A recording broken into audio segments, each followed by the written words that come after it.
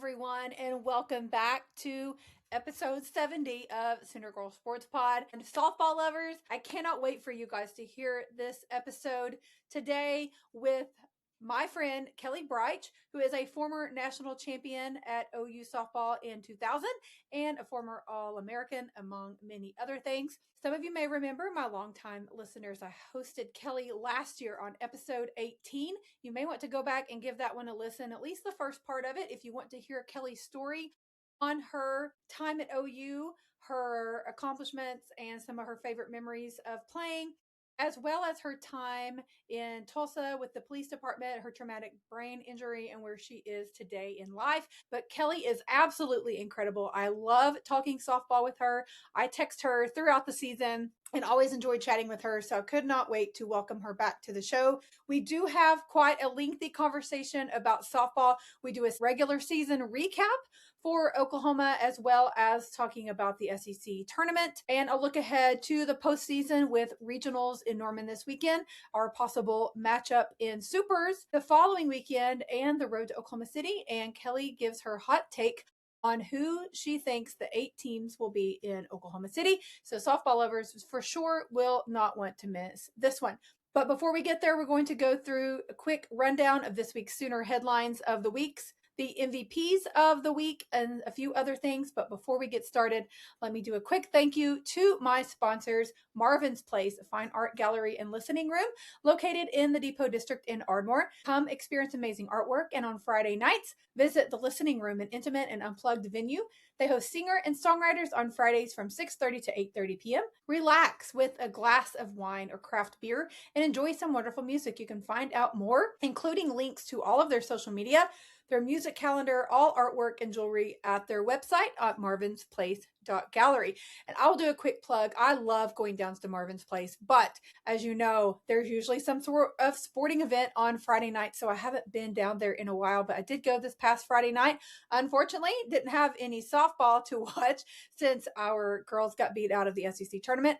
But on the bright side, got to head down to Marvin's Place and see an amazing musician and see my friends. So if you ever are in Southern Oklahoma or just want to take a little road trip for a fun, unique experience, I highly recommend going by to see Todd, Susan, and my friends at Marvin's Place. And on your way to Marvin's Place Art Gallery, you can stop by and see my other sponsor, Therapy to Go in Ardmore, the funnest place in town to drive through for a drink, and you don't even have to get out of your car. They have a large variety of spirits as well as fountain drinks and snacks, and you can find them on West Broadway in Ardmore on your way into downtown, on your way to Marvin's Place, and they are on Facebook and Instagram at Therapy to Go Ardmore. A quick update on an injury. Not recording with Dr. Lynan this week. Thank goodness we don't have a lot to talk about. I do miss chatting with him, but I'm sure we will have plenty to talk about as football season resumes in the fall. But quick update on our left-handed pitcher, Cam Johnson, who exited the baseball game last weekend against Florida with an injury. He did start this past weekend versus Arkansas in his usual lineup. He participated in a simulated game earlier the day before his start, and he did just fine, went well. So very good news for our baseball team going forward to have Cam Johnson back for sure. Okay, where will I be this week? If you would like to find me at a sporting event, here's where you can find me this coming week. OU baseball is hosting Tennessee at Bricktown Ballpark. I will be there on Thursday, May the 14th. And so I hope to see you there. If you're going to be there, give me a shout out. I would love to say hello. I'm also planning to attend softball regionals at Love's Field this weekend, Friday, Saturday, Sunday. I'm not sure what days I will be attending, but if you're planning on getting out, give me a holler. I would love to say hello. Okay, on to this week's Sooner headlines of the week. Just a few general headlines to get through. In case you missed it, Rainier Development Company will break ground on the Rock Creek Entertainment District this week on Tuesday, May the 12th. The arena will be the new home for OU men's and women's basketball, as well as women's gymnastics, and it is expected to seat around 8,000 fans. So, not going to go off on my thoughts on that. I have mixed feelings about it for sure. My main concerns are it being so far away from campus and the extremely reduced seating capacity. So all I'm going to say is if you're a big fan of these sports, get out and support them. In the meantime, you may even consider getting on the season ticket list right now as you can, as that will give you first dibs on things as the new arena opens. I believe it's projected to open in the 2030 season. So keep that in mind. That reduced capacity is going to make tickets a little harder to get, possibly make them more expensive. I know we don't usually fill up the LNC as it is. Obviously hoping that changes going forward, but just something to keep in mind nonetheless. I do want to give another quick shout out to my Sooner Sports Awards winners from the Sooner Girl Sports Pod family. These are athletes or coaches that I've had on my show. Now, we had lots of great award winners this past Monday night. You can go and check that out on social media to see all of the winners, but I just wanted to give a quick shout out to those from the Sooner Girl Sports Pod family. For the Jay Myers Award, which is the most outstanding true freshman with a 3.0 GPA and athletic potential, my soccer player, Allie Lassinoli. Outstanding Scholar Athlete of the Year with a minimum 3.5 GPA and elite athletic and academic performance is my guy, Ralford Mullings of track and field. Athletics Council Service Award, Excellence in Community Service and Leadership, basketball player Beatrice Culleton. Athletic Council Achievement Award, Resilience and Excellence Through Adversity, Leah Brannon Reeves. Leah's episode has not aired yet, but it will be out in June. Athletics Director Leadership Award, leads by example and representing OU and the athletics department through their actions, fosters a positive team culture and demonstrates unwavering commitment to excellence on and off the field.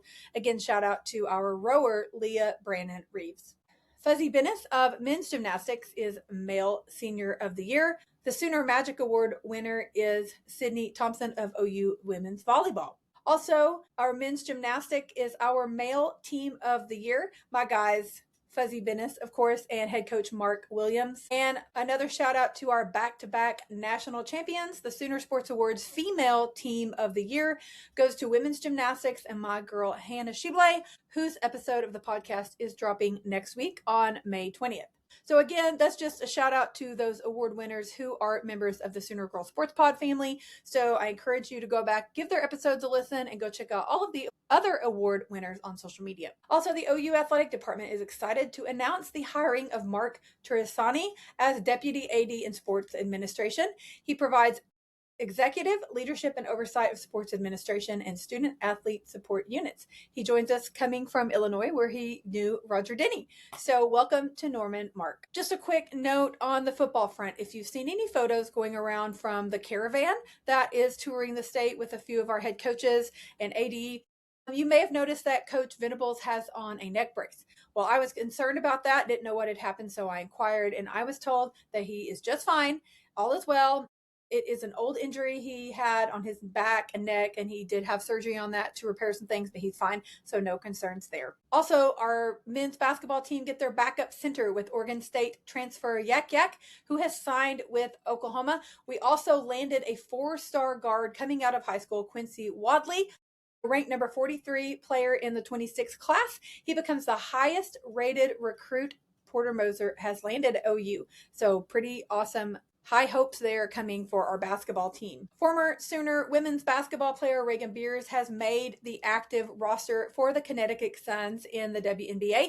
Even though she was not drafted, she was signed to their practice squad shortly after the draft and has made the roster, and she's already making waves with that team. So shout out Reagan and best of luck to you in the W. Another shout out to our Sooner Sahara Williams and Team USA, who won the FIBA 3x3 in Manila for the first time ever. US won back-to-back events in Chengdu and Manila, and next up for them is possibly the World Cup. Also, shout out to our senior gymnast Faith Torres, who it was just announced this last week that she is the Honda Award winner, which is basically like the Heisman Trophy of women's gymnastics. It's back-to-back winners for OU, as Jordan Bowers won that award last year. So shout out to Faith Torres. What an amazing accomplishment and well-deserved. Speaking of Jordan Bowers, she was hired as an assistant coach at Nebraska, where she is from the state of Nebraska. So she will be heading back home to be an assistant for the women's gymnastics there. Also, congrats to future Sooner gymnast Sophia Estrada, as she won the Senior D Vault title at DP Nationals this past weekend. Congrats to our men's gymnast Jesse Haney and Hunter Simpson for qualifying for U.S. championships at the USA Gym Development Program National Championships. Jesse Haney won the all-around floor exercise and parallel. Hunter Simpson in the all-around pommel and still rings. Junior world champion and current U.S. senior national champion member Dante Rive is pre-qualified to USA's, and he did not compete this past weekend. Moving on to baseball, what a roller coaster it continues to be for Skip and his crew. Game 1 at Arkansas on Friday night, final in 7 as we were run ruled 12-2. We were run ruled for the second straight game as they dropped that series opener in Fayetteville. We were in a very tough spot, to say the least, after that, as we got ahead several runs to start the game and then gave them up. Same story continued on Saturday as we lost again 12-8. Gave up 7 runs in the 8th inning to drop that game. Not good. We once trailed 5-3, but then scored 4 runs in the 6th and 7th frames on a 2-run homer by Kelli Braitsch and a 2-run double from Dayton LaChance. We just needed 6 more outs to set up that rubber match, but unfortunately couldn't get it done. However, Sunday, we did not let them sweep us. It ended up being a decent weekend, going out on top at least, as we beat Arkansas on that Sunday matchup 15-10 to prevent the sweep. We lit up that scoreboard for a crucial win. Dickerson, LaChance, and Brock hit home runs. OU hit 5 home runs on the day, including those 2 from Drew Dickerson. We really needed that win as we head into hosting Tennessee at Bricktown Ballpark in Oklahoma City next weekend. Note, that is a Thursday, Friday, Saturday series. So I hope to see you there on Thursday night. I will be there, and fingers crossed we can get a couple of wins over Tennessee for sure. That would help us going into the rest of the postseason. On to softball, just a few shout outs I want to give to former Sooner Jaden Wallace, who has been selected as the SAC Coach of the Year for the 6th time in her incredible career as head coach at USAO softball in Chickasha. She has a 606 and 168 record. She's been Coach of the Year for the NAIA, 6-time Coach of the Year for their conference. They were 2018 champs. 8-time conference champs, 10 national tourney appearances, and 23 All-Americans that she has coached. So shout out to former Sooner Jaden Wallace. Jaden has also previously coached with former Sooner Amber Flores with the OKC Spark. I'm unsure if she's actually coaching with the team this summer or not, but she has coached with them the previous 3 years. Quick rundown of the AU draft, which occurred last Monday night. As we know, Elena Agbayani was given that golden ticket and guaranteed a draft as she is going to the Chicago Bandits, where she joins Jocelyn Allo as the only other Sooner on that roster. Also, just a reminder for the OKC Spark, Sid Romero is coming back to Oklahoma this summer to play for the Spark, and she will join Sooners Kinsey Hansen and Haley Lee, as well as Oklahoma native Sydney Sherrill. Also, we have several other Sooners in the league as well. Sam Landry, Jada Coleman, Kelly Maxwell are with the Cascade, Alyssa Brito with the Blaze, and Riley Boone to the Volts. Their season starts on June 9th. That's the first home game for the OKC Spark. I will be there. I would love to see you there, so I hope you get out and support our Sooners in the AU this summer. SEC softball awards were also given out this past week as Kendall Wells wins Freshman of the Year for the SEC. We also had several all-SEC first-team members with Ella Parker, Kai Miner, Gabby Garcia, and Kendall Wells. Second-team members, Abby Dayton, Bella Emmerling, and Audrey Lowry, and our all-defense team, Ella Parker and Gabby Garcia. On to the SEC tournament. Just a few quick stats on that. Kelly and I do go into a lot of detail about the season and our SEC tournament recap, as well as looking forward to postseason. So I won't go off into a ton of that. Just want to give a few headlines. We ended up losing that game 10-5 to Georgia on Thursday. We were up 5-0 entering the 4th inning. Kai Miner had 3 hits and a solo home run. That was the largest blown lead for OU since the 2016 Women College World Series. Last year, we were the largest comeback win in a SEC tournament history with that win over Arkansas. And this year, the roles were reversed and it was done on us. Kai Miner was the only Sooner with multiple hits. She was 3 for 4 with 2 doubles and a home run. Kendall Wells went 0 for 3. The 6 through 9 hitters were a combined 0 for 11, which is not good. As much as pitching was the problem, the bats were definitely asleep too. Coach Gasso said in the postgame after that, quote, "They got us. They shell-shocked us. Our pitching staff started to get anxious. I felt our hitters getting anxious. Our defense got anxious. There was a glazed look on faces, and that's not something I have seen all season." But the NCAA selection show was Sunday night. We did receive the number 3 overall seed. If all goes to seeding, OU will host number 14 Oregon in a super regional at Love's Field for Memorial Day weekend, narrowly missing a Bedlam rematch for supers just by 1 seed for OSU. Just a quick note, we did eliminate Oregon in the regional final in 24, and then we eliminated Oregon last season in the Women's College World Series.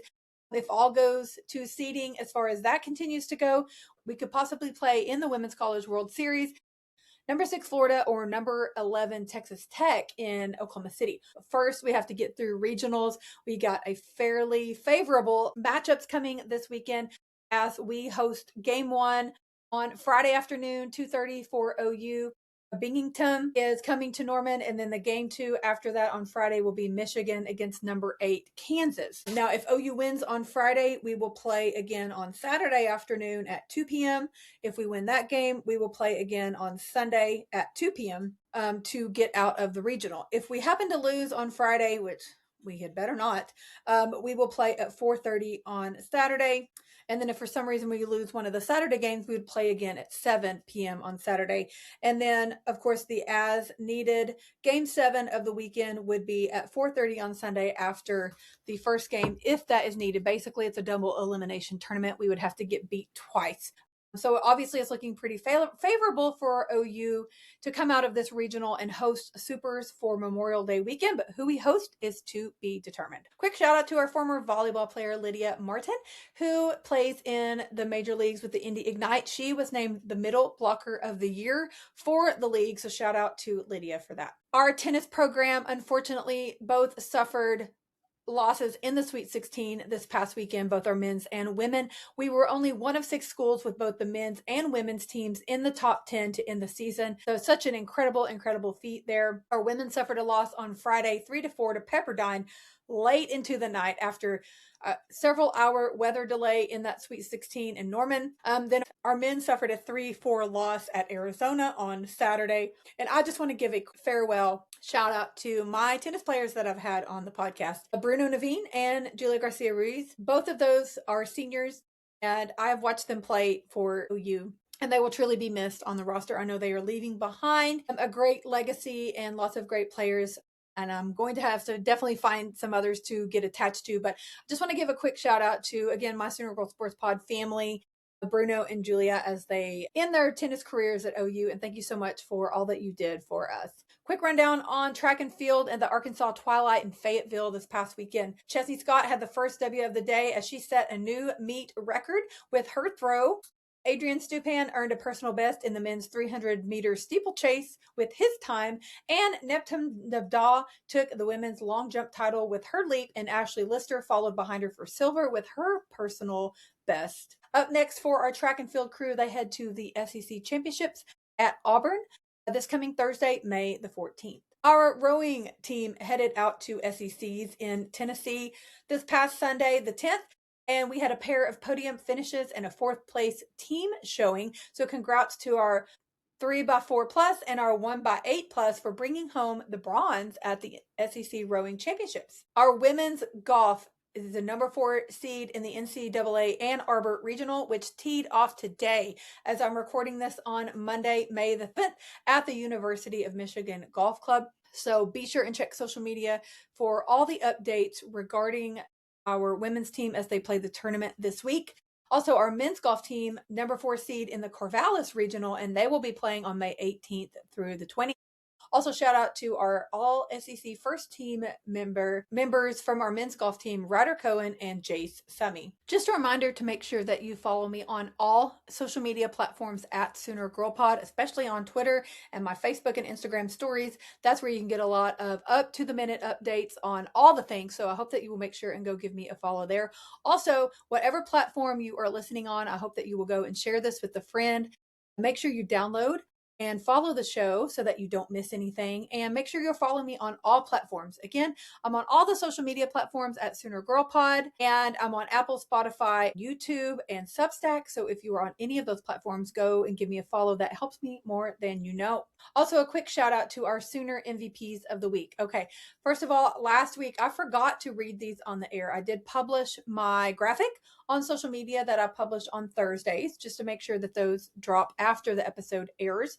But I did forget to read last week's on the show. So I did want to give a quick shout out to OU softball SEC regular season titles back to back, and our men's and women's tennis for being regional champs, headed to the Sweet 16, and one of only 6 schools for having both men's and women's tennis in the top 10 rankings. So shout out to those guys for that. Did not want to get them overlooked on air for those who just listen. My other MVPs for this week are Sahara Williams and Team USA. Basketball, Reagan Beers for making the roster in the WNBA, Faith Torres winning the Honda Award, which is the Heisman Trophy of women's gymnastics, Lydia Martin, a former Sooner volleyball player, for being middle blocker of the year for the MLV, and also to our softball players, Kendall, Ella, Kai, Gabby, Abby, Bella, and Audrey for their SEC conference honors. Also, our rowing team for finishing bronze and a fourth place overall team finish at SECs. And again, just another shout out to our Sooner Sports Award winners from the Sooner Girl Sports Pod family. Those kids mean so much to me. And just them giving their time to be on my show. I love supporting them. So cannot thank them enough. Also wanted to give a quick honorable mention to Porter Moser and the men's basketball team for being so great in the portal this offseason, and also for nabbing 2 great incoming freshmen for the 26 squad.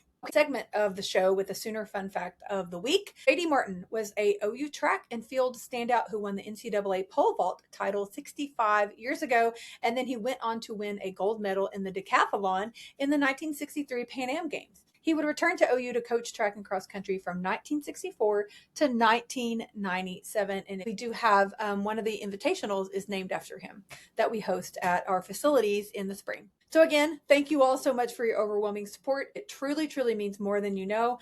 When I see you guys out and about, when you send me pictures of you wearing my merch, you're posting it, you're tagging me, you say hello, it truly means more than you know. So I hope, again, go give me a follow at Sooner Girl Pod on all the platforms. Go follow me on everything. Grab your merch, soonergirl.bigcartel.com, and shoot me a picture. Make sure that you are subscribed to my Substack. And ladies, the huddle and my locker room, we have a chat that is so much fun, a monthly online gathering we call the huddle. I do giveaways, you get merch discounts, all the things. Also advertising opportunities and sponsorships if you would like to be mentioned and on my social media graphics like Marvin's Place and Therapy to Go. You can shoot me an email at soonergirlsportspod@gmail.com or message me on social media. Again, all of this information I just read is in my link tree, which is my link in bio on all my social media. So I hope that you will go and give me a follow and check it out and find a great way to support the pod. There's plenty of ways, even free ways, to support me, and it truly means more than you know. On to my interview with my girl, Kelli Braitsch. She is born and raised in Broken Arrow. Her parents both went to Oklahoma, won the first ever Gatorade Player of the Year for softball in Oklahoma. She was recruited to play second base and shortstop for OU. She won the first women's national championship at OU in 2000 with that softball team and made the Women's College World Series team in 2000 as well. Player of the Year for the Big 12 in 01, All-American in 01, broke her jaw in the Women's College World Series in pregame warmups. She was the first to wear a paintball mask of any kind on TV. Played in the second game of the Women's College World Series that year in 2003. We talk about that on episode 18, last year's softball episode. So if you want to go back and give that story a listen, you won't be disappointed. She worked for the Tulsa Police Department, unfortunately suffered a career-ending TBI injury in 2019, and now she's medically retired and resides in Rochester, New York with her wife, Courtney, and their fur babies. And Courtney is hilarious on social media. Go and give them both a follow for some great softball content for sure. But you can find Kelli on Facebook, Twitter, and Instagram. She is at KRayZ8, and I will tag her in the show notes, of course, and I will be tagging her and Courtney on social media all week. So I hope that you will go and give them a follow as well. And I hope that you all enjoy my conversation with Kelli Braitsch as we recap softball. Look forward to the postseason. And you guys will not want to miss tuning in next week on the May 20th episode with our reigning national champion, fresh off the natty with the women's gymnastics team, Hannah Shebley. So you guys, Boomer Sooner, let's cheer on our softball girls and our baseball guys this weekend and all of our Sooner sports. And I will see you next Wednesday where we talk sports. I've been excited to talk to you, since we talked last year. I enjoy chatting with you about softball. So obviously we got a lot to talk about. We do. So good timing with the selection show last night and everything. So it's very exciting what's coming up. I guess let's let's back up a second and just talk about the season as a whole thus far. I know we all had a lot of aspirations and a lot of talent on the roster. And in my opinion, I don't really know that they've disappointed us. I mean, we have high expectations as Sooner fans, obviously. That's true.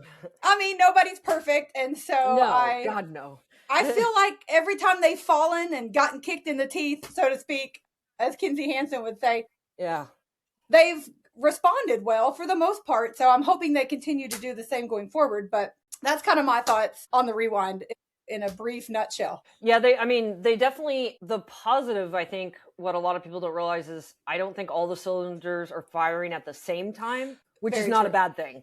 Because you're getting in that postseason and coach knows how to activate all of those at the same time and make it very dominating. So there's a positive and negative because, of course, I don't think it's hurt us throughout the season, but I mean, we've had some losses because of it throughout the season. Definitely. So, but I mean, if we can, coach always says, get your offense, your defense, and your pitching all together. And it doesn't even have to be great. It just has to be good and synced. And and they'll be fine. And I mean, I'm not worried about them at all.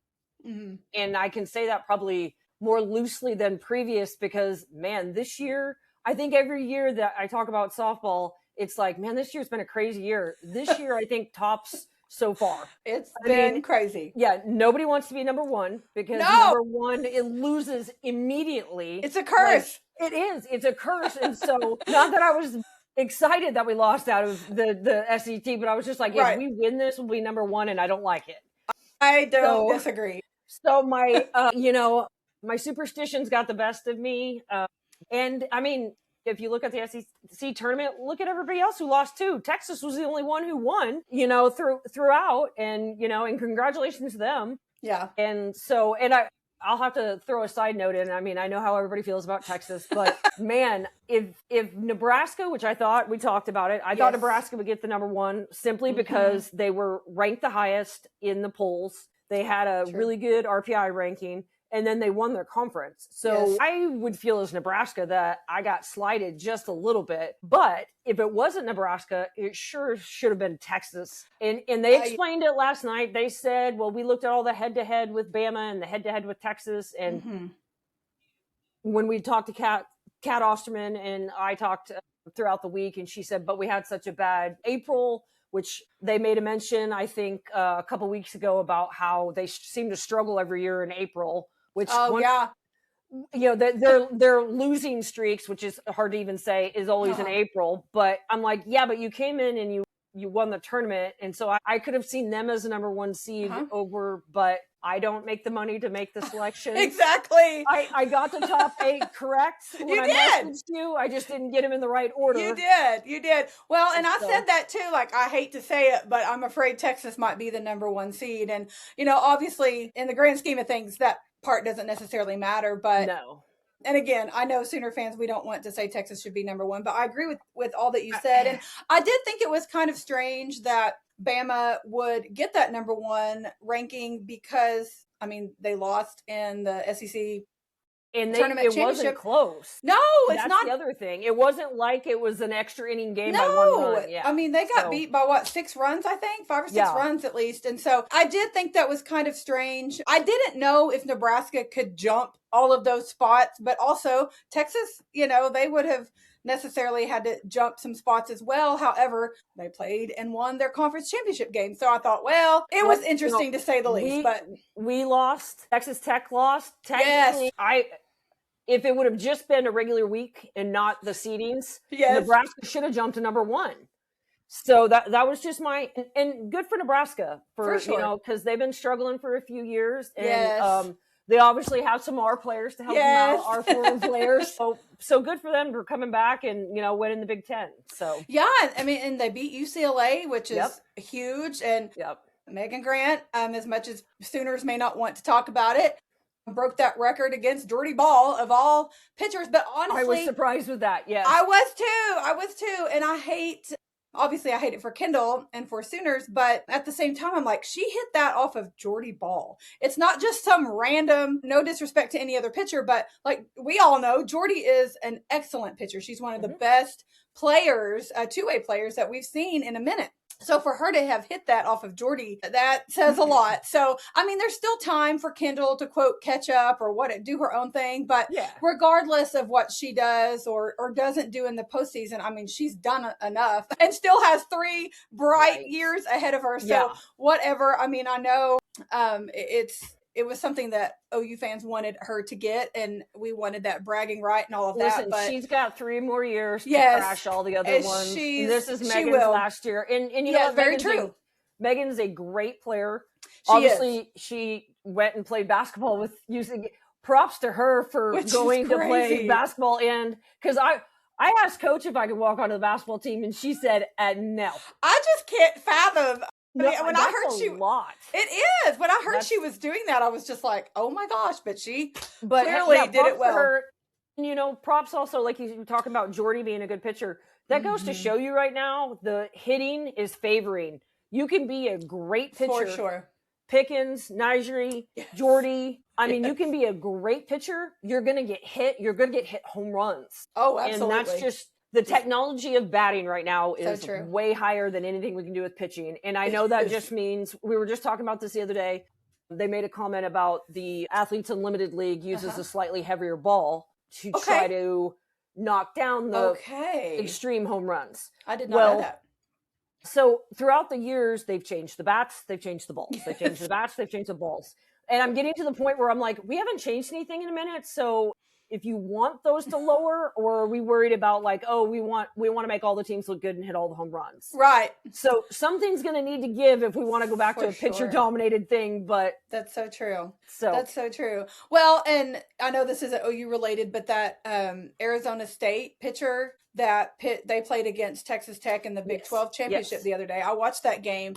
And she's gotten recognized throughout the season with the conference at least. But I mean, I don't know how she would compete, quote, on the big stage against some of these SEC powerhouse teams. But as far as the Big 12 goes, she's done very well against her competition, obviously. Beat Tech, and she played a big part in that. So I'll just be curious to kind of see how they play out going forward. Right. I mean, I don't even remember where they're seated in their regional and things like that, where they're going to. But Texas A&M and them, I believe, because that's what I was like, that might actually be because Texas A&M has been kind of roller coaster. Yes. Yeah. Arizona State's obviously coming up on the rise on the back end of it. So, yeah. That'll be an interesting one. But, you know, that also goes like, you know, the Arizona pitcher did such a great job this weekend. And I'm going to give props to the Georgia pitcher that got us. Oh my gosh, yes. She pitched very few innings against us previous. And, you know, we were talking about it the other day. Fans of the world of softball. It is so difficult to beat a team 3 times in a year. For sure. And we did it to Georgia, which ended their streak of losing all 3 in the SEC. Yes. We had to play them a 4th time. Like, eventually, they're going to have your number. And I'll even go back to the last couple of years with Long Beach State. Long Beach State has been so close to beating us. What happened this year? They finally did it. And they did. That listen, those are the unwritten rules of softball. That's the way it goes. For sure. And once again, that pitcher didn't pitch against us. She wasn't one of their, I'll say, you know, 1-2. I think she's like a 3-4 pitcher, you know. But she handled us like nobody's business. And I know everybody's watching the video to see how to handle us. Yes. Props to her for coming out and have a dominating pitching moment. And that's what, no matter what team you're for, remember that guy that hasn't played a whole ton, or lady, excuse me, is going to get you sometimes. And she got us. Now, hopefully, Coach, I know Coach. That was a tough loss for her. I watched that and I was like, ooh, I feel that one. So yeah. I saw some comments last night, which it really made me chuckle because not everybody seemed, the team, when they're videoed and they show, oh, you got this seed, they didn't seem overly excited. They didn't. Right. So we got some like, oh, the girls weren't showing very much emotion. They almost looked upset. And I was like, okay, first of all, let me tell you guys, Coach tells you before you go on camera, act like you've been there. Act like you've been there. So true. Don't get overly excited, but also don't show your emotions, because I'm sure everybody remembers Washington a few years ago, which, by God, they totally had every right to walk out on that. That was a bad seeding year, in my opinion. I remember that. which also kind of, I remember, put a bad light on Wichita State, who had a great year. Yes. Which they had ended up coming to us, and then we ended up playing them. So coach will tell you, don't look upset, don't look too excited. There's even keel. And that's exactly what the girls did. Absolutely. Yeah. And then I also heard a comment or two about that was made about, well, maybe they were super sore from practicing so hard. And I was like, that's probably true. You are not wrong. Yeah. I always joke around that I have nightmares of Coach Gasso. Coach Gasso, I've always said, she never really yelled. She's not like, right. She'll get in your tush when you need it, but she's not much of a yeller. But I could hear her yell, get on the line. Everybody get on the line. And you're just like, man. Several times this season on multiple occasions about, I saw her face. I've seen that before. I don't want to see that again. So they were on that line for sure. Running home. And then they needed to be. Oh, for sure. They did not, throughout the season, we get a little kick, we kick back. And they just didn't kick back this time. And coach knows that, no, we can't be doing that, you know. Yeah. Well, and, kind of back to the SEC tournament and what happened there. I mean, we get a very quick 5-run lead on Georgia, and we're like, okay. And I'm sure they were thinking, oh, well, we beat them 3 times before. But like you said, we talked about that. At some point, they're going to get your number. But we get that 5-point lead. And my thoughts were, okay, well, this is nice, but you never take it for granted. I mean, not to talk about baseball or compare that, but like our baseball team had a 5-6 run lead on Arkansas every game all weekend, and they dropped 2 of them. Like you can't count on getting a big lead like that, especially in that environment. And so I think what disappointed me the most as far as the tournament went is, like you said, there were times that they didn't kick back. They didn't punch back like they have in the past. And that's exactly what happened in that Georgia game on Thursday. Is I was sitting there going, how do you let a team score 10 unanswered runs against you? It's been a minute since that's happened to OU for sure.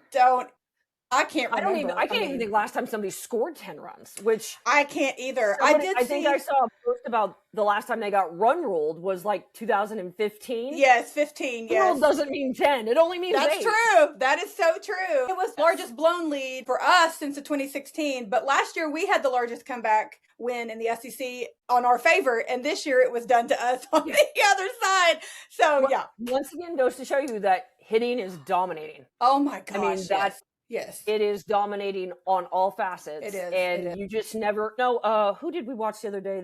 It was Bama.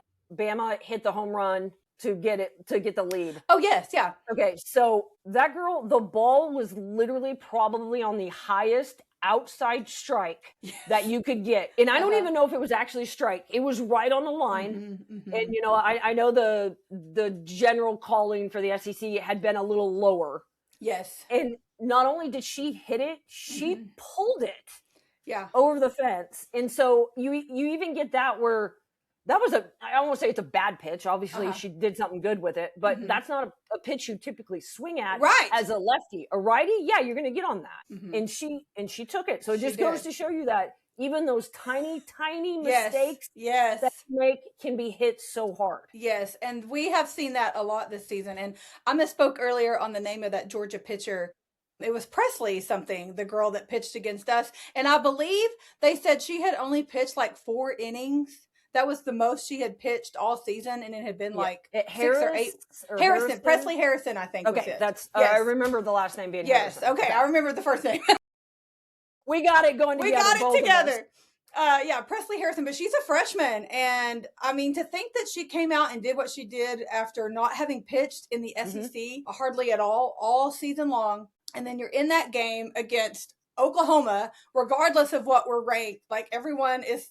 I don't want to say scared to play Oklahoma, but they feel challenged. They want to rise to the occasion. We have a target on our back. We do. And when we get beat, whoever beats us is ecstatic. And obviously I don't disagree. If I were a player and I were to beat a team of that caliber, I too would be excited. But also it kind of frustrates me sometimes because I'm like, no offense to OSU, but when they beat us earlier this season at Devon Park, they acted like they won the World Series. And I heard that comment about Georgia too. Yes, and I'm sure that they did. And I don't mean any disrespect to either one of those teams because they should be proud Absolutely. You know, as for Bedlam, Ruby Malin came out, owned that circle, got the job done. She did. And props to her. Well, look at those. They had 3 games in a row where they destroyed everyone. Gosh, yes. You know, I mean, like they did. In congrats to her for being for sure co-pitcher of the year, which I've heard all the debate about that, and I will agree from what I've heard that Ruby should have won that outright, hands down. I mean, she owned everybody. Mm-hmm. Georgia's doing very well. Yes. I mean, all these teams that were kind of in the middle rankings, they are peaking at the right time. They certainly are. They certainly are. And so it'll be very interesting. I mean, I remember a couple of years ago, UCLA got beat in their super, or maybe it was their regional. Maybe it wasn't even super. Regional Liberty. Okay, yes. That's right. Yes. San Diego State. That's right. Newbie. Stacey. Oh, that's right. Yes. San Diego State. Yep. I just remember them getting beat, and of course they were hosting, and you're just like, what? Yeah. And that's kind of like a wake up call. Like, holy smokes, if UCLA can get beat at home in a regional, like it can happen to anybody, right? And that really is a good reminder. I know that was a couple years ago, but Texas A&M last year. Oh, that's so true. They did number 1 the first time, and that's right. I can't remember last year. South Carolina is going to UCLA. Yes. UCLA beat them in South Carolina for supers last year in the final innings, like with 2 outs and something. And so I always find it very interesting that the committee does this way. And that leads me into, look, if who wins, we will be playing Oregon. Again. And I'm like, I was happy Boston University didn't get sent to us for like, something like that. Yes. And they're probably like, oh, thank God. I'm sure they were. So, I know they have fun, but still. But I always find it very interesting on the teams if Texas wins and Texas A&M wins. Well, look at that. They're going to play in the supers. I was like, you guys got a little funny on your side there. They did. Hey, well, and we switched this. These 2 teams can play. So. Well, and who knows? But, you know, I know I mentioned to you yesterday because there had been some chatter about, oh my gosh, if the stars align or whatever, we could get a Bedlam rematch in supers. And I had mixed feelings on that. Obviously, Bedlam's a big deal in my house with my husband being a Pope. But did I really want to have to play them 2 or 3 times in a row? Not necessarily. But also, I'm like, I don't know if they could have beat us that many times. But who knows? But anyway, I mean, that would have been cool for the state of Oklahoma, for sure. But you also don't want to pin each other against no. Because that's so true. And you know, same thing. I wish TU could make it down to the World Series. Imagine all 3 of the Oklahoma teams in the World Series. That would be that cool. would be amazing. But it's because we have home field advantage. Duh. Yes, it's our backyard. Yes. I mean, because nobody complained about it from the 90s all the way through the 2000s. Exactly. Yeah. So 2013 when we started winning everything. I'm just like, come on, get out of here. So stop that. Well, so for our regional, we've got Binghamton. Okay, I have not heard of them before. And then they're up by me. Okay, awesome. They're 3.5 hours south and east, right on the New York, Pennsylvania line. Okay, good to know. Outside of New York City. And then we get Michigan and Kansas are our other 2. Yeah, and hey, props to Kansas. I know, right? Jennifer McFalls, the Texas A&M grad and OU coach. Yes. USA team member. She's got in Kansas. I think they finished 4th in the Big 12. I think so. So hey, props to them. That's awesome. They're not happy about coming down to play us. I'm sure not, but that's a name you don't normally see in postseason softball. So yeah, like you said, shout out to them for sure. That's awesome. And then Michigan, first person I thought of, shout out Alex Storako. Right. I really would love to see her in Norman this weekend for sure. I don't know. Be there anyways. You know she will. That's so true. I'm sure that she is super excited, obviously, about this weekend. It could be a good matchup for sure. So anyway, we start off on Friday afternoon and play Binghamton. Okay, you said it with confidence earlier. We're gonna go with it. I'm sorry if I screwed it up. Same.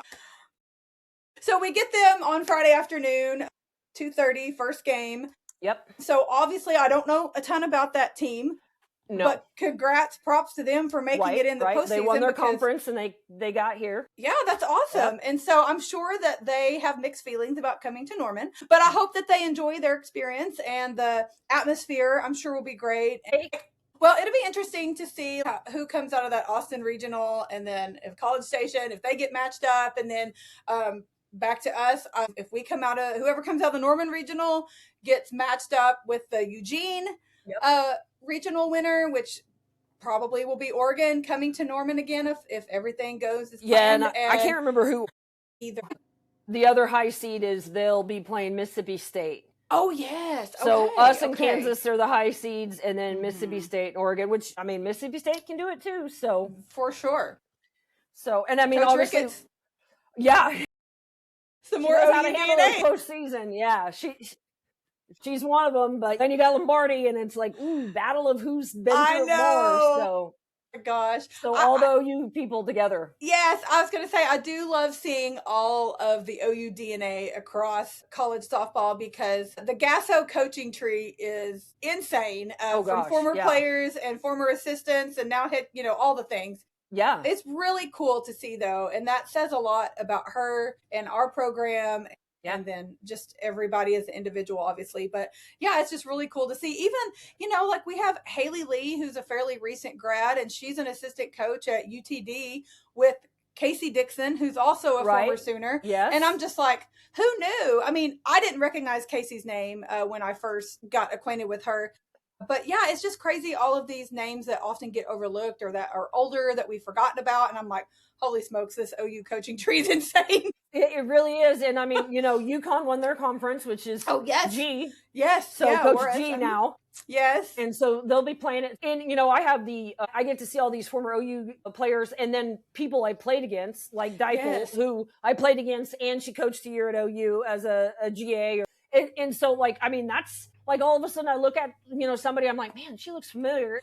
Obviously, most of them are married, and then so you don't put two and two together. And then I'm like, oh wait, that's so and so. We played against each other, and so that's also fun, because so crazy. Yes, you got all these girls that 20 years ago you played against that are very successful in their programs and doing great. So I love that. I love seeing all that. I love that too. I love that too. Well, like we talked about with Oregon, I know they came to Norman a couple years ago. Bittersweet situation, of course, for sure. And Sid Romero is there also, which Sid's good for her. There. And Sid will be playing with the Oklahoma City Spark this summer. Okay, for the professional team. So that'd be cool to have her back in the state. But anyway, it'll be interesting if that super does come to fruition. But so as far as this regional goes, I'm imagining if all goes as planned, which you never know, it'll be OU Kansas on that Sunday game, you think? Absolutely, yeah. I mean, I think they should handle regionals fairly well. Even if they don't play well, I think they'll, compare it to the Georgia game. We didn't play bad, we just didn't come back. We started off and then we died off. Yes. So I mean, I think we have all the tools right now, and we're at the part where even if we don't play a great game, we can still win it. And an ugly win is still a win. Absolutely. And I hate to, Coach Gasso would kick me for looking outward, but even to look into what we assume is going to be Oregon, there should be nothing in our path that we can't beat. Now, that goes all the way through the World Series.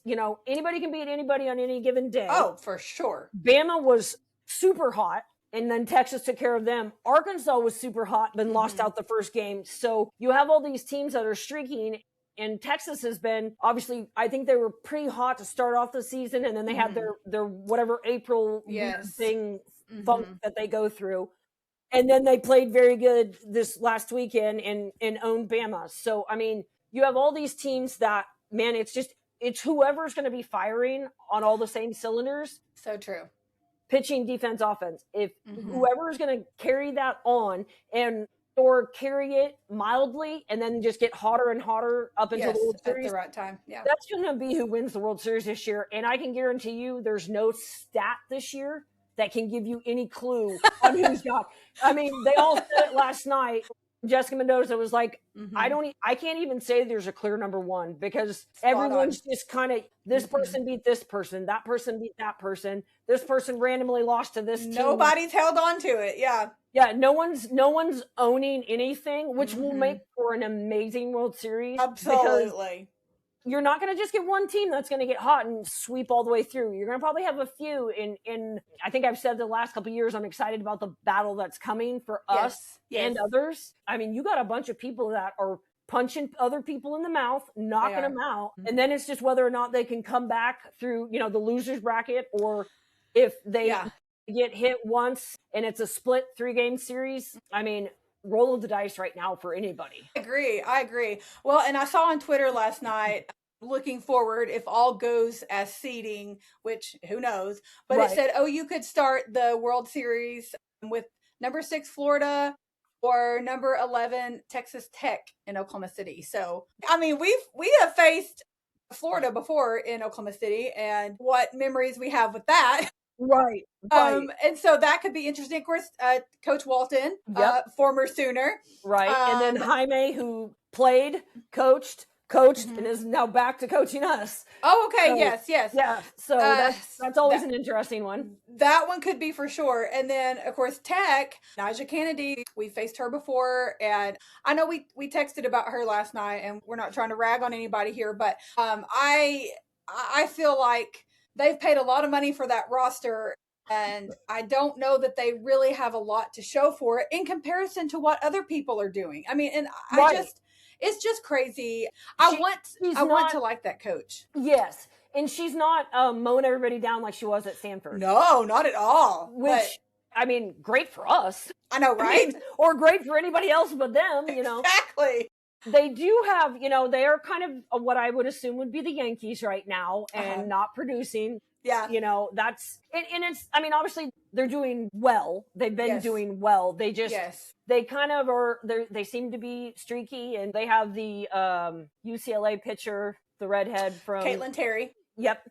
And then they have Mia Williams. Okay. Who was the second baseman for Florida. Oh, that's right. Yes, I forgot about her. Her dad, Jason Williams, the pro basketball player. That's right. I forgot about that. So they have a lot of transfers that I mean, I guess I feel like they should be playing better than what they have. I mean, you should have won the Big 12. 1,000%. I mean, you should have won the Big 12. They got shut down. Shut down. And I didn't even realize, because of course, you know, we're not in the Big 12 now, so I pay attention, but I don't pay attention like I used to. Same. I just assumed it would be OSU or Arizona, and then it ended up being Arizona State, and I was just like, okay, well, they had a late season surge. Good for them. They did. So, I mean, but yeah, they gosh, and I would probably say I'd rather see Texas Tech right now, because Florida's been, you know, they've been firing pretty good. They played well. I realize they did lose out of the SEC, but so did we. Right. So, I mean, I think really any of them is going to be a battle. And once again, it goes back to who's got it all clicking.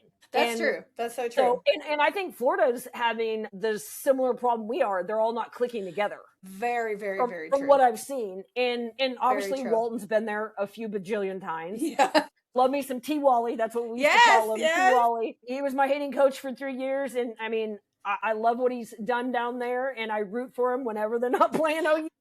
Absolutely. I have no problem with that. I can see it being Florida. I would say if I was to draw it out currently after this last weekend, I could see it being Florida. Yeah, for sure. Well, so I pulled up the national seeds just because I didn't want to forget anybody, but let's just go through the top 8. Alabama, Texas, Oklahoma, Nebraska, Arkansas, Florida, Tennessee, and UCLA. Well, and then on the back half, Florida State, Georgia, Tech, Duke, OSU, Oregon, A&M, and LSU. Okay, so a couple things I was going to mention in there. One, which we'll get back to this here in a minute, but because I want to ask you who you think might make it to Oklahoma City, if you dare guess your top 8. Yeah. But Plank the other day, he was talking to Toby Rowland on something, I believe, for News 9. And Plank said that he thinks that Texas will get beat out in supers and will not make it to Oklahoma City. So that's his hot take. Very hot take from Plank. That is a hot...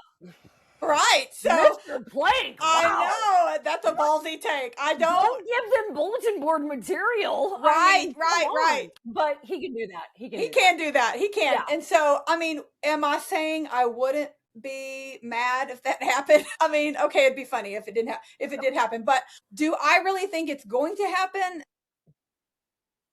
No. I don't think so, No. because if they get A&M out of that College Station regional and they will play them in Austin, obviously. Right. I don't see that happening. Yeah, I mean, anything can happen. I mean, it happened to UCLA. Anything can happen. But hot take from Plank that I'm kind of on the fence about. But anyway, so Tennessee, Carlin Pickens, to talk about pitchers and all the things. That girl is something else. And I really like her as a person. It seems like that team, I kind of feel like they've been on a roller coaster of some degree this season also, as has everybody else. Right. But she's a damn good pitcher. And well, and if I was going to throw the one top 8 right now that wouldn't make it, I would say Tennessee. Okay. Because Tennessee was firing really well in all cylinders in early March, April. Yeah. And then all of a sudden they started getting at the very end of April, and it kind of seemed to, like they were losing games that it reminded me of the Georgia game. That's like, so true. You're chugging along just fine, and then all of a sudden it's like boom. That's so true. And so That's if I was going to throw which I don't even know, I'd have to look, I'll look at the things here as we go through it. But that would be the one right now that I was saying that hasn't been peaking at all. Texas, I understand their April was ugly. Yeah. It's been ugly the last couple of years. So that just tells me, okay, they like to have a little slack off before they kick it into full gear. Exactly. Yes. And I think that's what we did the other night against Georgia. It's like, oh, like you said, we're up 5-0. And let me just tell you, everyone, no, I did not watch the whole game. And no, it wasn't because I turned it off because we were losing. I fell asleep when it was late. Yes. Recall, I'm on Eastern Standard Time. It was late for you. I'm over 40. I am 45 now. I was tired. It was late. I literally, I fell asleep and it was 5-1, and we still had enough innings back that I wasn't like confident. I believe I woke up to Courtney yelling no, and I believe it was 5-5. And then I think I dozed off a little bit again, and then all of a sudden it was like 6-5, and then I passed out. Oh boy! Yeah. Whenever my dog got me up to go to the bathroom, I checked the score and I said, "Oh my God!" Exactly. Okay. Yeah. And so I was like, I don't have to see that again. No, you didn't miss anything. I did not. I was like, all I needed to do was listen to Coach's press conference, which I told you I did. And I was like, that is exactly, I mean, I was back in the room getting yelled at by Coach in that moment. I was like, Yep. Practice is going to absolutely suck this week. Huh? Yeah. Yep. Ugh. Well, yeah, it was a rough night for sure, but we made it too. We did, and like we said, Georgia and Texas in that championship game on Saturday. I don't know that I would. Not Georgia, I'm sorry. Bama. Bama. I don't know that I would have believed if you had told me that those would be the two on Saturday playing. Now, I did watch part of the Georgia-Texas game on Friday night. I'd been following the score the whole time. I came in my house as it was ending, and they walked it off. And, I mean, honestly, as a Sooner fan, I was like, dadgummit, like, come on, Georgia, like, get it together. Like, you beat us, you can't beat them too the next day. Come on. But I wasn't really surprised that Texas did that because, hello, I mean, it is Texas. And I mean, they played us hard for 3 days, and it was a long 3 days. And it's emotionally exhausting, and we weren't even playing. Yes, exactly. I was exhausted. Oh my gosh. And so just seeing what they did, I was like, well, I think they're going to win on Saturday, which obviously they did. But again, with Bama being in that game on Saturday, and here they come out with the number 1 seed, which we've already kind of talked about that. I don't know that I would have picked those two to be standing on Saturday. It was just an interesting pair, in my opinion. But that being said, as far as what Plank said about him thinking that they get beat out of supers, I don't know. Maybe they get a hothead, and maybe it happens. Anything can happen. And that's true. That is true. That's not the one I'd call as my sleeper team. Yeah, I don't see it happening. I mean, I don't disagree with you about Tennessee. If I had to pick one of the top 8, that would probably be. Out of that, because the one team that I would love to see in the World Series, I will always root for them because it's family. It's a family team. Arkansas has been so close the last couple of years. They have. They really have. I want it. Of course, I want it for DJ. I mean, I know, but I want it for Coach Deifel. Yes.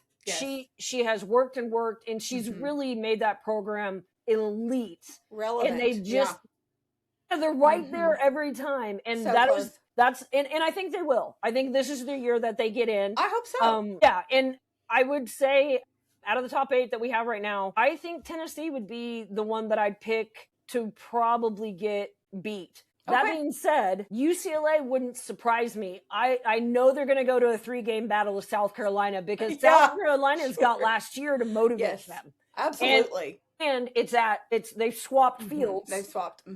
And South Carolina's had some good wins this year. They have. They really have. They've had some upsets and stuff like that. And so that would be the other team that I would think would be like my bubble team. Yeah. You know, like, ooh, I'm just not sure. Everything else from the lower 8 or 8 to 16. You know, Florida State's had a really good year, but I have not. I hate to say, I don't think they've had a click of all cylinders all I don't year. disagree. I don't disagree with that. It just seems to be like up and down, and they're young. I think they have a ton of freshmen, which is scary because if they're playing this good and they're still getting seeded, 9. Yep.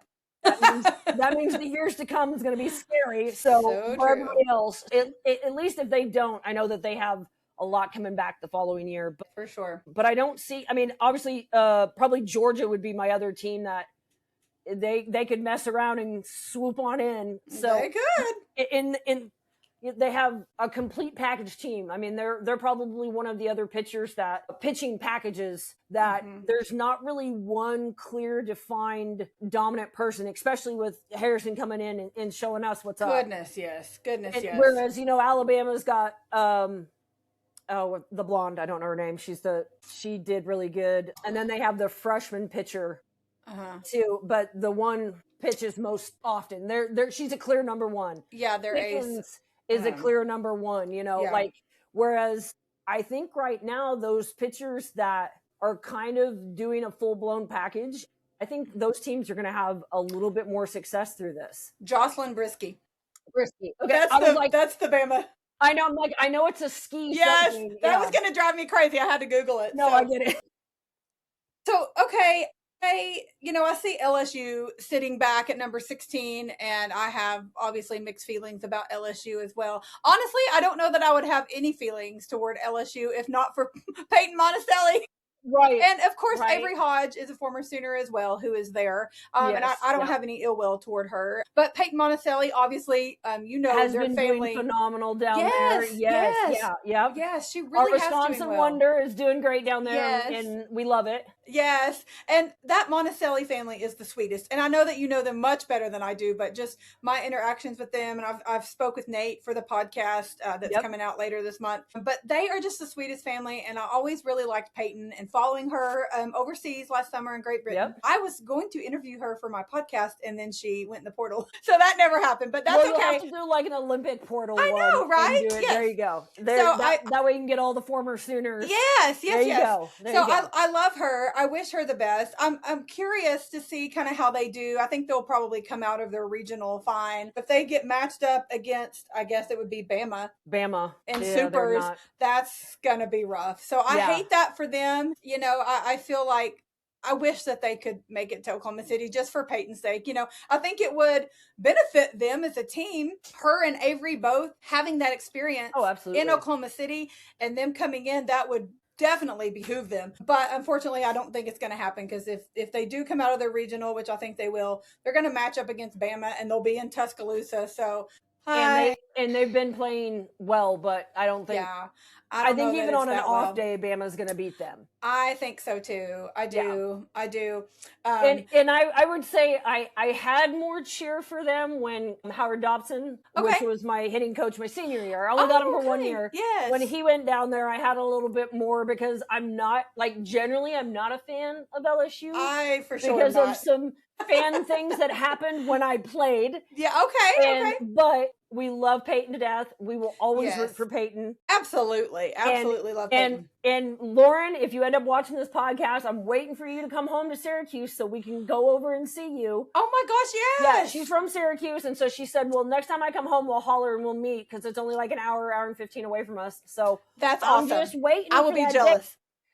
Yes. Yeah, I'm gonna make sure she hears this. Yeah. Well, that's At least that you part. tag her in this. I will say, make sure Kelly she and hears Courtney that. said. I love We've been it. up I here love a it. year and almost a half now, and we haven't seen her. So Okay, well, she better get to hopping. all right. Yeah, Maybe season's when almost she's over, so right. Maybe I don't when know if she's she not, travels with her. Yeah. you know, they've obviously been all over the place between Nate playing hockey, which unfortunately he's not playing again next season, which I totally understand. I talked to him about that. But so with him not playing hockey and Peyton won't be at LSU anymore, maybe they can calm down a little bit. Have a break. Yeah, have a break from traveling across the United Sit States. at home and not, yeah, they'll be sitting in the nice cool imagine. temperatures of Wisconsin during the summer. Yeah, they won't know what to do with themselves, I'm sure. Yeah. Okay, so who do you think's making it to Oklahoma City? All right, hold on. Let me pull up my I gotta pull up my 8 here. So technically, I think from what you said so far, basically you think the top 8 will stick except for Tennessee. So yeah, maybe. I can see Tennessee not. Now who would beat them? That's I guess I should look at that first. That would be Georgia, right? Oh, okay. If that's the case, then I would actually call that upset. Okay, yeah, that would be Georgia. I would call that one. Yeah, I can see Georgia taking it in, and then maybe who's UCLA play? So UCLA, they're 8. They'll get Florida State. Florida. 9. Oh, that's right. Because they're no, I don't see that one. Not this year. I don't either. No, I think Florida State's too young. So I think Tennessee. Yeah. I can see Georgia bumping, and then pretty much everybody else in the top 8. I don't disagree with that at all. I mean, just because, like, if you said, let's have a tie for number 1, I literally would say right now, in taking all facets, your play throughout the year, your RPI ranking, your last ranking, and how you did in conference, I would literally say Nebraska, Texas, Bama, us. I'd even throw in Arkansas. I'd throw in Arkansas because they had the hardest season. I mean, they played a ton of tough competition. They did play a lot. And I mean, that right there, if we could break it up into that many, we'd have that many number 1s in my. If that was the way it could be done, I'm pretty sure everyone would have got a 1 seed in that direction because of the combined of everything they did. So, and I mean, you know, you got your Florida, your UCLA, and your Tennessee's not far behind them. So if Georgia can do what Georgia has been doing the last couple of, and even when they played us at home. Oh yeah. I think they can beat Tennessee because Tennessee's been tanking and it hasn't been like an ebb and flow. It has just been going down each time. And so true. Now if Tennessee ends up making them, hey, good for them. I got, you know, they're not a team I dislike typically. For sure. So, but I would love to see the Florida State upset over UCLA just for Lonnie Alamina's aspect of it. I mean, I would love that. So, but they're going to have to really get it. And when we won, we were all freshmen that had never been there, didn't have a clue what was going on. Right. We were just playing ball because we love to play ball. No one anticipated us to do anything. So we didn't have all this like, oh, what is OU going to do this year? Right. And we came in and snuck everybody, you know, under everybody and beat everybody and got it done. So maybe Florida State will get there. That's so true. And sneak around and get everybody. But winning it, I don't see that happening. Not with the format that they play these days. Same. Okay, so Plank is calling for Texas to get knocked out, and you're going to call for Tennessee to get knocked out. Yeah, I would not. Texas would not be, not this year. No, I wonder how he feels about that now, knowing how the seeding actually is, and they're going to get matched up against A&M. I wonder if his thoughts on that have changed, because that was last week one day. I want to say Wednesday or Thursday last week when he was talking to Toby Rowland. And it was on Instagram. I actually shared it in my stories because I'm like, hot take. That buddy. is a hot take. But yeah, so we'll see what happens. It will be interesting. Okay. Well, any thoughts on anything else that you want to throw out there before we wrap it up? I just hope for the fan base alone that if nothing else, I'm sure nobody cares unless we win. But the one thing that I really want to see moving forward with this team is that, number one, we make it to the World Series, because if we don't make it, that's going to be real ugly. But it's firing on all 3 of those. Yes. All the pitchers got to be just glued in, clued in. You don't have to pitch 21 strikeouts. That's not what we're asking you. Yeah. You know, you got to create ground balls, up balls, down balls, whatever it may be. Yeah. And then our hitting, which I don't worry about our hitting as much because as soon as one gets rolling, it gets contagious. They all do. Yes, for sure. And I'm not super worried about even our regular defense because we did do a few unique things this last weekend that I was like, oh, that was not how that's not what you're supposed to do there. But if we're firing and even the other team's firing, at least it'll be a head-on, full-to-full battle blow, and the best or the luckiest. Sometimes it's luck, guys. That's so true. It literally, sometimes it's just luck. It is. And so I think we're absolutely fine if that's the case. Yeah. And if we get all of those going, we can win the World Series. There's no doubt in my mind we can. But if it's not all firing somewhat together, it's not going to happen. But something tells me after I watched that interview with Coach Gasso, the defense is for sure going to be firing. I think we're going to be fine with the offense. It's literally, I think our make or break is going to be our pitcher mentality, or the mental game of the pitchers, which, gee, do we just happen to have a really good pitching coach who deals with that? We do. Absolutely. Well, which, of course, everyone I know is Coach Jaime. It's Rocha, and it's so hard to say because it was always Coach Jaime to me. Yeah. She is one of the greatest humans to be in that position because she is so just even-keeled. Nothing. She knows the right things to say. That's so true. The mental game to go out there with her pitcher and talk to him and stuff like that.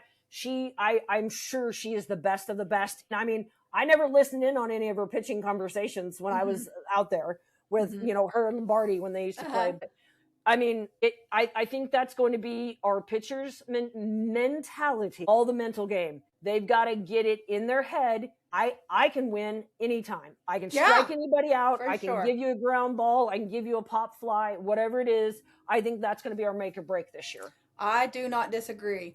And they have it. They just got to do it. That's so it's true. There. Every We've one of seen you. it. I know you probably won't watch this podcast before the World Series. I believe every single one of you, I don't care if you pitched one inning or all in every single game, every single one of you can do it because I've seen it. I've seen it too. I completely agree. Okay, so if you had to give some MVPs for the season, who would you give them to? And I will go first. Okay. Yeah, I'll let you take that pressure. Because first of all, I really want to give a shout out MVP for Sid Barker because, I mean, she's somebody that's been around for a while. Like, we know her name and she's always been there when we've needed her. And I know she hasn't always produced at the plate. And Coach said a while back, basically, that I know she doesn't, quote, produce at the plate, but her defense makes up for it. In lack of better terms, that's what she said. And that is so true because, and I know she hasn't been perfect on the hot corner, but she has been so good over there considering what happened. Right. No one expected Nelly to not be over there. And for that to have happened so early in the season, obviously was probably good because it gave her time to adapt and all of that. But she really stepped up when we needed her. And she has had some pretty timely hits. I mean, I know they're not necessarily consistent, but she has had a few. But her stepping up over there, I think, deserves some sort of accolade to some degree. Just a thank you or something because... I can see that, but also when these days when Coach says, oh, she's not producing as much, at one time we only had 2 people batting below 333 that is so true. Or something like that. So you're telling me what everybody used to average is the bottom of the barrel and, oh, she's not producing? That's true. And you know who the other person was? Kendall Wells. Right. Kendall Wells, her batting average was like in the 3s, lower, like 327, I think. I know, heaven forbid. And that would be somebody else that I would do a shout out to because her defense is incredible. I love watching her behind the plate. And I know, like, I really like catchers. I've just always enjoyed watching catchers. I think the way that they can frame a ball and their reactions and all of that, it really can feed the fire and fire up your pitcher, fire up your crowd, all the things. But I love Kendall Wells, not only for what she's done at the plate, hitting those home runs. I mean, I know we talked about that earlier, but just truly remarkable. And she's a freshman. And that's, I think, the biggest thing here is she's a freshman doing all that at the plate and behind the plate. And I really think a lot of her. And also, I would do some shout out accolade for Kai Minor, because in my opinion, she kind of came out of the woodwork, so to speak, because I mean, she's a freshman, and I knew her name, obviously recognized it, I've heard it, but she's one to me, holy moly. Well, first of all, she is excellent in center field. Yes. And I know everybody wants to compare Jada Coleman, blah, blah, and we'll never have another Jada Coleman, but she's done excellent out in center field. But she has had some incredible hits, like the timing on her hitting and just getting the fire started, so to speak. Like, I feel like she deserves some sort of round of applause. Kai Minor, Kendall Wells, and Sid Barker, and that means I don't mean any disrespect to anybody else who I didn't name. It's just I feel like those three have stuck out to me this season. Well, I will agree with you for two of them. Okay. Not that I don't agree with you for Barker, because Barker has stepped it up. And it is, when you're a player and you go through the season, which most of the time, or probably more back in the good old days when I played, you usually got into conference and you had a pretty set lineup. Oh, right, yes. You're pretty like, okay, this is the way it's going to go. Well, now that you can have, I don't know, 6-7 more players than you used to, now we pitch by committee. We only played 2 games in Big 12 back in the day. Oh, wow, okay. So, like, the fact that she stepped in early enough in the season, I think that did help her. And I mean, once again, I think she definitely has filled that void very well. But I would say my third, other than and I'll talk about Wells and Minor in a second, would be Gabby Garcia, because defense this year. How could I not mention her? Well, of course, 1,000% I am biased to shortstops. That's okay. Absolutely. I will never not say that that's usually your best athlete. But after last year, you always worry about the sophomore slump. Yes. And believe me, I worry about it for Wells and Minor next year. Yeah. Already do I worry about it. But she's, I haven't even looked at her stats because they're overshadowed so much by the other two. That's that true. You wouldn't even, and half the other team. Right. I know she's batting great because almost everybody's batting 400 right now. Yeah. But her offense has been timely when needed for getting rallies, but her defense, I feel like, has really stepped it up. So that's what made me give that one. Well, I'm glad you mentioned her, because she's one of my favorites, if we're being honest. And I really hate that I didn't mention her. But if I just had to pick the 3, I would still stick with my 3 just for those reasons. But yeah, Gabby Garcia is for sure one of my favorites. And again, I didn't mention Agbayani. How could I not mention her? All the things. I mean, we have such a good team. It's hard to be it's really hard. Because that's another thing that's wonderful. It's not one person or 2 people. It's literally you're like, all of them. Hey, who hit the home run today? And they're all doing it. And that'll lead me right into Kai Minor. That girl is so fast. She is fast. Which I know we have a freshman coming in next year. Last name's Williams. She is the daughter of a girl I used to play with. Oh my gosh, how cool! Okay. Yeah, I did not realize it until she posted it. How neat! And okay. So, and Shane was fast. I mean, I was impressed with her speed, and so I asked her. I was like, "Is she as fast as you?" And she goes, "Oh, she's faster than I am." Oh, I love it. And so, let me tell you, OU fans, Kai Minor's fast. I've seen it. I don't know how fast my friend's daughter is, but let me tell you, if it's as fast as she was, I could put her in her prime. Okay. No offense, Shane. Her in her prime against Kai Minor. If Minor was to beat her, it wouldn't have been by much. So if her daughter's faster, we're going to have awesome. 2 crazy speed demons out there next year. I love it. I love to hear that. She reminds me of Lakeisha Washington. Does a ton of things and is very chill. Oh, absolutely. Very even keeled. Very much so. She does show more emotion than Keisha on the bag, though, which I think is part of just the today's players. For sure. Yeah, like yeah. But she just kind of like, this is her everyday job. No big thing. I hit home runs. I hit a single and turn it into a triple, So she definitely, and as a freshman, lean hitting as high as she, because I think she's at 500, or she was at 500. She's pretty close. I mean, that's to come Incredible.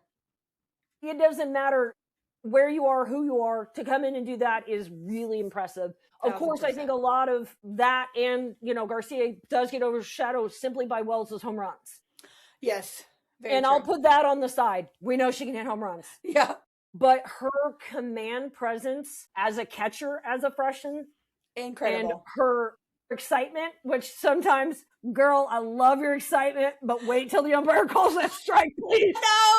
She throws the ball sometimes, and the umpire's like, yes. And I'm like, girl, just hold on a little bit. I love it. I love it. I love it. I love it. I know. You I know. Cheering, she's, giving the Arsenio for a pitcher, but I do. I think that's my, her hitting is amazing, which we have so many that hit well, and so obviously I can only relate that back to JT doing his thing, and I will totally give it to technology, because the technology of how everything's done in the they were interviewing the Bama girl this weekend. They did the pregame mic up thing.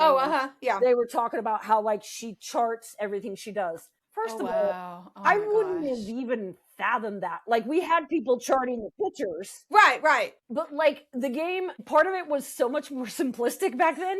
My mom yelled at me for years, see it and drive it.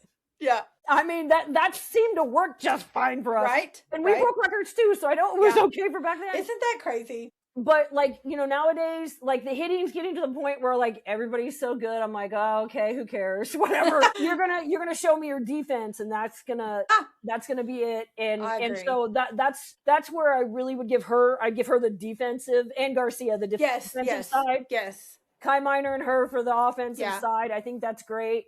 And those would probably be. I mean, you're right. There's all others.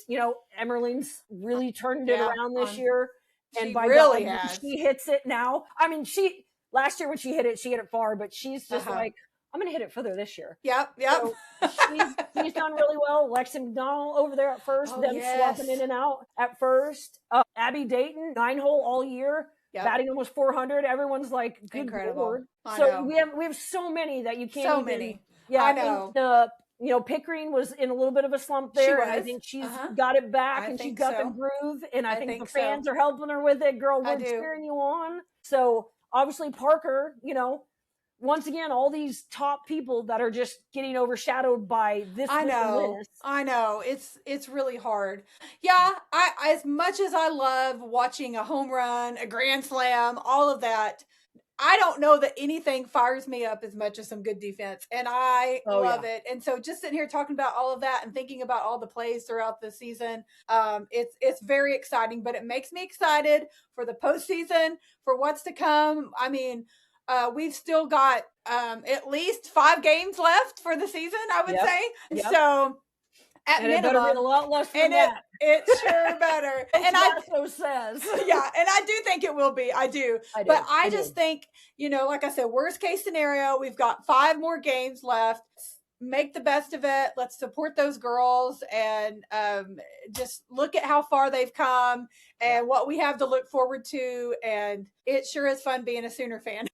It is, and I mean, it's great being a softball fan this year. Oh, absolutely. Like, I mean, I have no clue. Very true. I know who I want to win, but it's going to depend on each head-to-head matchup in the day it's occurring. Yeah. I mean, there's no rhyme or reason to how it would even play out right now. That is so, so true. And, we could sit here and talk for another hour just about the sport. Yeah. And how far it's come. And I mean, I just remember even in the last decade, 15 years, you could only watch the World Series on TV. And it was a big deal to even be able to watch the Women's College World Series on TV. And now here we are, not only just watching postseason softball, but we've got regular season games in prime time. We've even had some on ABC before. Like, what is happening? So yeah, I think if I recall correctly, it was either 99 or 2000 was the first year they put every single game on ESPN2. That's amazing. Oh my gosh. And that was and now they show D2s. Yeah, oh, absolutely. JUCO games. Yes, like, all the it depends on what majors, package, but you have Flow softball, you have the ESPNs. But just the fact that accessibility is there, and Plank being on the radio, I believe this season is his 10th season on the radio, and that alone is incredible. I mean, and social media has grown the game. Like, there's a lot of games I can't attend, obviously, and you get this, but I'm on Twitter, I'm watching the replays, I'm listening to Plank on the radio, I'm watching it on my phone. And to have all of these options available and all of these amazing athletes that are growing the game, how can you not be excited? Oh, yeah. And let me just say the only negative thing about social media, this is it. This is the only thing. The social media on Twitter will tell you before the home runs hit that you're watching. Yeah. I don't know how many times that Courtney's gone. Well, I'm right there with Courtney. Yes. I cannot thank you enough. Again, like I could sit here and talk to you for 5 hours, I'm certain. But we'll be talking more during the postseason for sure. Oh, yeah, because this is going to be interesting. Fans, just hold on. It's going to be a wild, wild ride this year. Absolutely. It may be ugly, but we still might win. We might. So that's all that matters. That's right. This is going to be literally a battle to the death. For sure. It's going to be a good one, though. I can't wait. Yep.